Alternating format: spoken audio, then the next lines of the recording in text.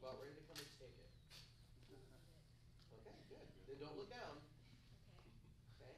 Now feel keep that really strong. Make sure that doesn't change. Okay, this piece just chugs right along. Okay. Beginning again.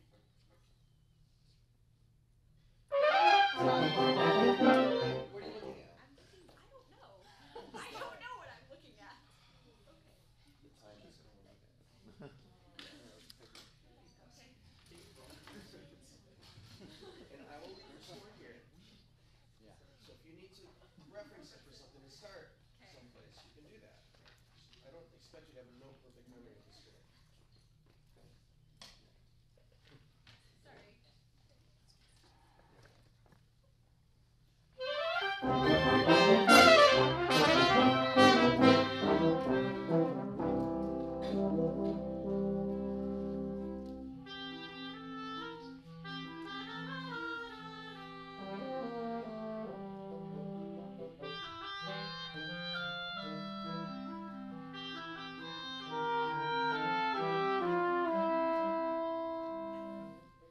Now I'm curious, you started singing the Chris's part. Why did you start singing his Just part? dragging a little bit.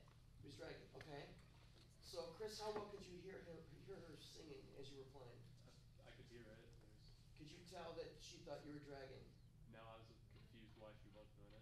Okay, so that the way you did it was not effective. All right. It might be more effective if he's dragging to be in front of him and showing the tip of the baton like this and showing the time. That would be very helpful. Now, if you need to use your score, use your score. Because we want you to be effective as a conductor. Okay? Measure 5. Whatever you need to do.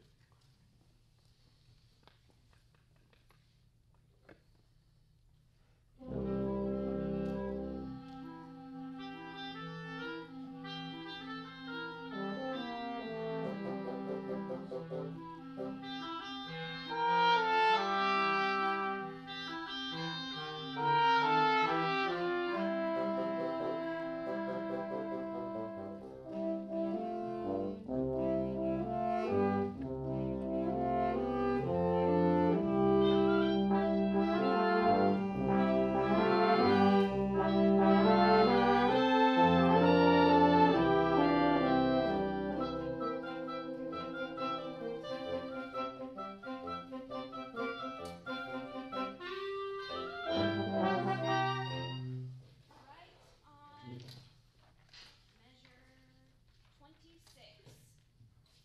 Ta ta ta ta ta ta ta da da da. Okay, that technique is good if it's in time. Look at me. Look at me. Da da da da da da da da da. Okay. See, I'm bringing you in time. Now do it again. Da da da da da da da da Da da da da da da da da. And then as they sing, conduct the phrase. So like this. Da da da da da da da da. And then you sing with me. Da da da da da da da. Now I'm reinforcing in my conducting what I just sang, but I'm making sure that they're following my conducting now. The whole purpose of this exercise is for them to follow your conducting at a higher level. Okay, try it one more time. Da da da da da da da da da. Good, let's hear that now. Measure 26. Where are you looking? Stop. Where are you looking? Christopher. Where were you looking when you started? Down. Why? I don't know. We don't know either. You know, let's be honest. Is it scary to look into people's eyes? Yeah. Do you know why? I don't do that personally. You can see their soul, you're right. And you guys are used to communicating with your thumbs. Well, guess what? I talk with my hands. Hopefully in my lifetime, we're not going to be making music with our thumbs. Maybe later. Well, Hopefully not. Vera. So, everybody look here. Everybody look here. The more you look into people's eyes as you communicate with them, the more ultimately they will look into yours when they communicate back with you. But you have to be the change you want to see. Okay? All right, here we go.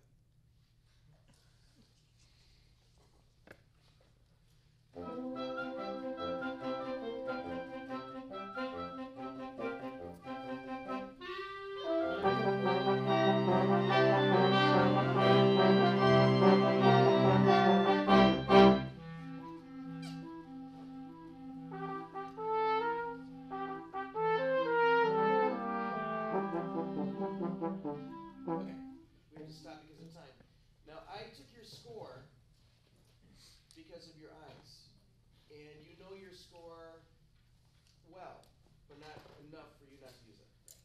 Because what you're doing now is you're giving cues after people come in and play. So try to live your life a little further in the future. And a good way to practice now, because you're ready for this, which is really good, it's very positive, is to practice your conducting, singing what you see in the mirror with your score to your side. That'll show you what you know, and it'll show you what you don't. And make sure that you sing what you see. So respond to your own singing. It's like you're living in the 3 time zones with yourself, with all 3 of yourselves. Okay? Comments, please. I think your breath at the very beginning can be more in style. I mean, it's March fortissimo, and you're kind of just doing a really small breath. I would say it would help us come in more together in the style that you want if you give a bigger breath. Thank you. And I just saw Christopher and I see you back there. That's fine. Whenever you end up using crescendos, you tend to use a lot of your knees in the motion, sort of like as if you're kind of springboarding off of them, trying Okay, to thank lift you. up.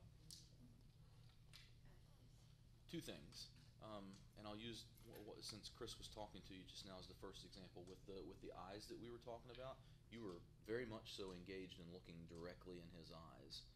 Just do that when you're conducting, and think about that throughout your day when you talk to people, to look directly in your eyes. The second is, and you'll notice this on the tape. I've noticed the last 2 or 3 times you conduct is your pattern's way out here.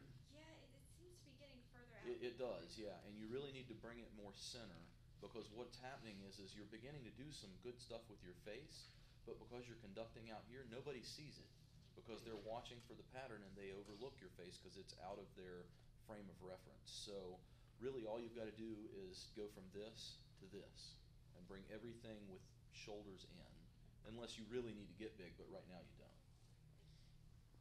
I feel like you're definitely more comfortable when you have your score, and that's part of why you keep looking down where it used to be, is because you're kind of hoping it'll almost be there. And I think it'll help you to kind of get out of it, but also feel more comfortable and confident because you have it there for reference easily. If you push it towards the top of the podium, if you have it at the top, it allows you to glance down, but you still can look right back up, and you're still almost sort of looking at the front row. It'll kind of get you used to making that transition.